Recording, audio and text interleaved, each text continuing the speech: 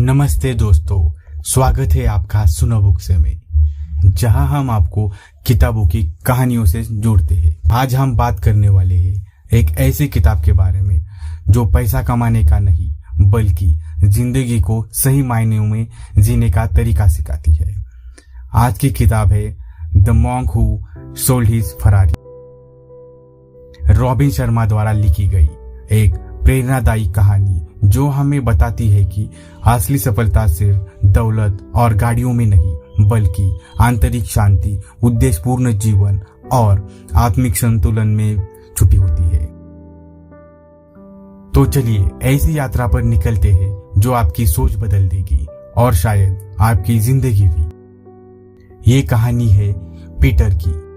Peter एक बेहद सफल वकील था। उसके पास ऊंची इमारतें, लग्जरी गाड़ी, भारी बैंक बैलेंस, सब कुछ था। पर क्या उसके पास सच में सब कुछ था? एक दिन कोर्ट रूम में बहस करते समय पीटर को अचानक चक्कर आती है और वो नीचे गिरता है। कुछ लोग पीटर को अस्पताल ले जाते हैं। अस्पताल के बिस्तर पर लेटे लेटे वह अपने जीवन के फैसलों पर सोचने लगता है और अचानक कुछ दिनों बाद वो सब कुछ बेचकर एक यात्रा पर निकल पड़ता है, भारत की ओर। भारत आकर पीटर हिमालय की ओर बढ़ता है, जहां उसे मिलते हैं शिवाना शहर के संत, वो लोग जो चट्टानों के बीच शांत जीवन जीते हैं, जिनकी आंखों में सच्चा आनंद झलकता है। पीटर वहां रहकर कई महीने बिताता है और धीरे धीरे एक नए जीवन का ज्ञान सीखने लगता है। वहां के संत पीटर को 7 अनमोल सिद्धांत बताते हैं। पहला सिद्धांत था, मन को बाग की तरह देखो। जिस तरह बगीचे में खरपतवार हटाते हैं, वैसे ही मन में नकारात्मक विचारों को हटाना जरूरी है। दूसरा सिद्धांत, उद्देश्य का सही ज्ञान। अगर जीवन में उद्देश्य नहीं है तो सफलता सिर्फ भाग्य बन जाती है। हर दिन छोटे लक्ष्य बनाओ और उन्हें हासिल करो। तीसरा सिद्धांत था आत्मानुशासन की शक्ति। हर दिन अपने कंफर्ट जोन से बाहर निकलो। मन पर काबू पाना ही असली शक्ति है। चौथा सिद्धांत था समय का सम्मान करना। समय धन से भी कीमती है, ये बात जीवन में हमेशा याद रखना। हर दिन को इस तरह जियो जैसे वह आखिरी हो। पांचवा सिद्धांत था दूसरों की सेवा करो।